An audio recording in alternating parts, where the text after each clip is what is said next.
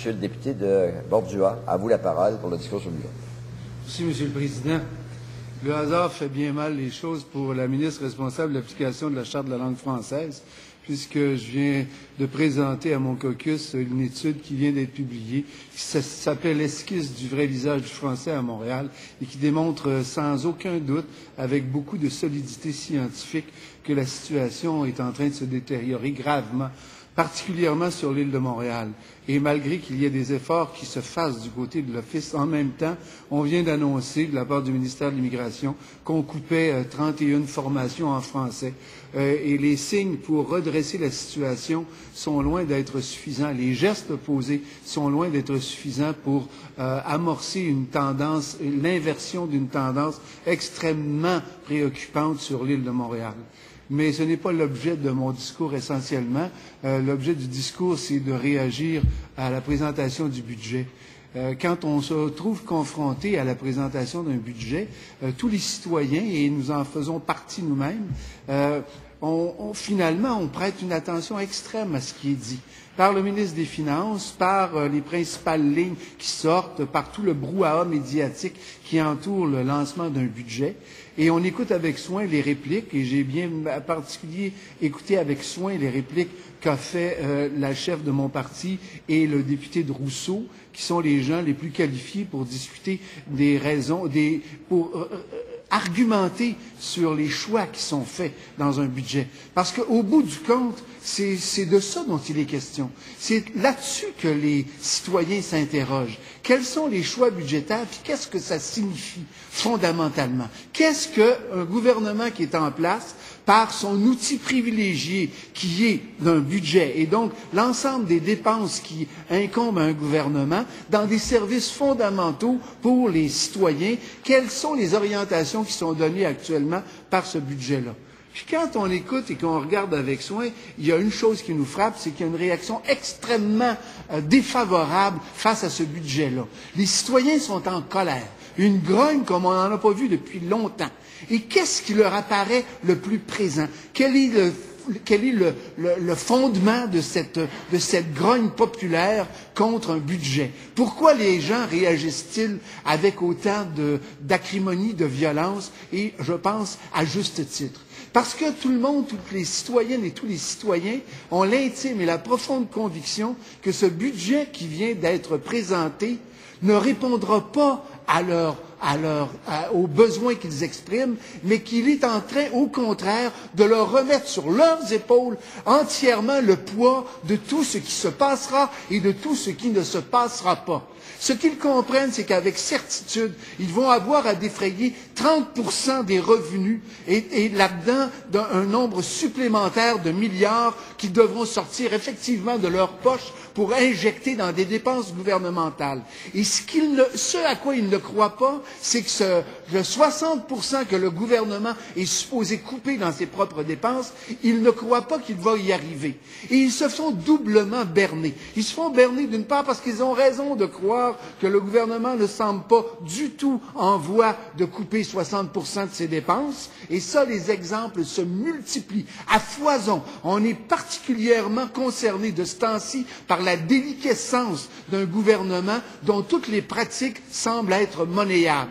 D'une part, donc, il y a une crise de crédibilité dans le gouvernement, dans la possibilité que ce gouvernement-là puisse vraiment mettre de l'ordre. Mais il y a plus grave. Il y a en plus que les citoyennes et les citoyens sont très, très conscients que les coupures, si elles ne sont pas bien gérées, et c'est bien ça qui est le cas, si elles ne sont pas bien faites, que la part que le gouvernement est supposé assumer dans la réduction des dépenses à l'intérieur de ce budget, eh bien, ça se traduira pour eux, pour elles, dans des coupures de services. Et ce que les gens comprennent, ce n'est pas 30% qu'ils auront à débourser, mais 90%, puisque somme toute, la privation de services équivaut pour eux, pour elles, à une dépense supplémentaire.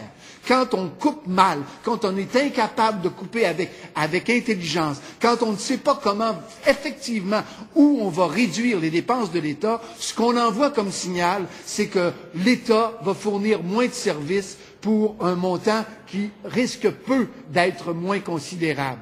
Et on se comprend. On ne croit pas d'une part qu'il va y avoir une vraie réduction, et s'il y en a une, ce dont on est certain, c'est qu'elle va se traduire pour nous en une diminution des services. Et troisièmement, c'est que nous allons devoir mettre la main à la poche pour combler toutes ces différences-là.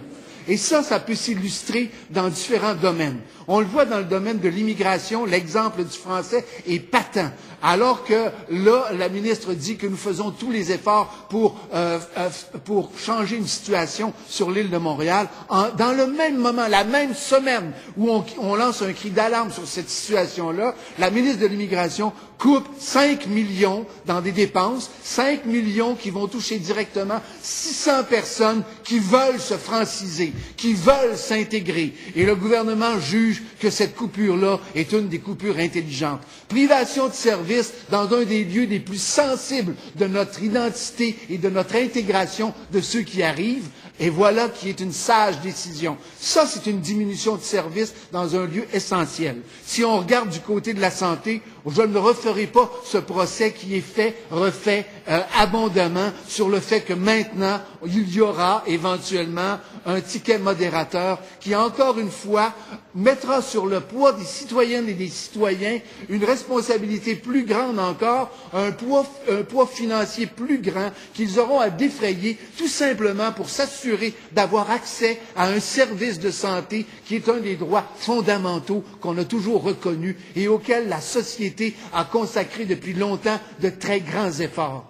Si on regarde le système d'éducation, on arrive exactement au même type d'incompréhension de ce qu'est la réalité. Encore là, on nous dit, nous allons continuer et maintenir les efforts que l'on fait pour les 13 voies de la réussite, pour contrer le décrochage scolaire. Pourtant, dans les faits, l'augmentation du budget de l'éducation sera de 2,2%, c'est-à-dire 1% de moins que les dépenses prévues de 3,2% qu'on voudrait ramener à 2,8%. Rien de tout cela ne se passera.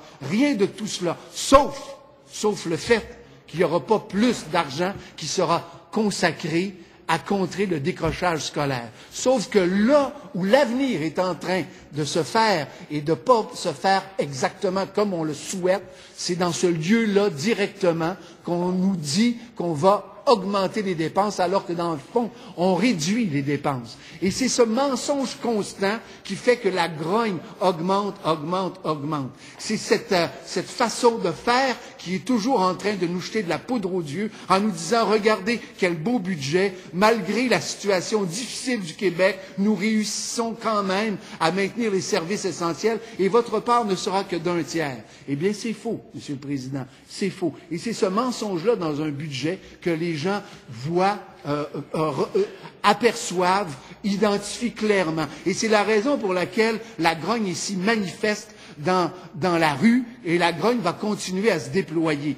On est confronté, citoyens, simples citoyens, à tenter de réfléchir à un ensemble extrêmement complexe de postes budgétaires où on nous dit que nous allons agir correctement alors que plus personne ne croit en la crédibilité de ceux qui souhaitent appliquer ces mesures. On ne croit pas que ces gens-là vont le faire et quand on pense qu'ils peuvent le faire, on se dit ils vont agir à l'encontre des services qui nous sont garantis. Et c'est ça l'esprit d'un budget. Et on a beau vouloir ne pas réfléchir à ce qui est en train de se passer, on est obligé, même si on n'est pas paranoïaque, de considérer qu'actuellement, il y a une conjonction d'intérêts qui ne servent pas l'ensemble des citoyens. La classe moyenne, qui sera toujours celle qui ultimement doit payer, parce qu'elle est la plus nombreuse, la classe moyenne se sent outragée. Elle est outragée parce qu'actuellement, on sent encore une fois que c'est sur leurs épaules que va reposer l'iniquité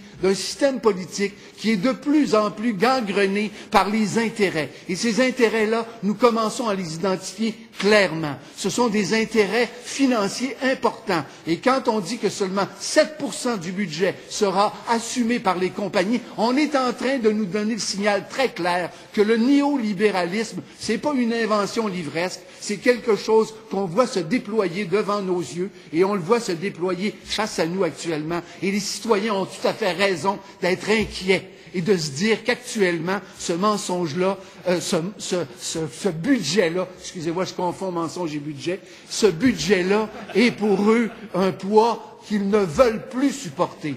Leur réaction devrait être, et malheureusement notre système ne nous permet pas d'être aussi actifs politiquement que la réaction et la grogne que nous entendons actuellement dans la rue, et j'ose espérer qu'elle se maintiendra. Monsieur le Président, j'aimerais déposer une motion de grief que l'Assemblée nationale blâme sévèrement le Premier ministre et la ministre de l'Éducation pour n'avoir augmenté que de 2,2 le budget alloué à l'éducation, considérant les besoins criants, surtout en matière de décrochage scolaire.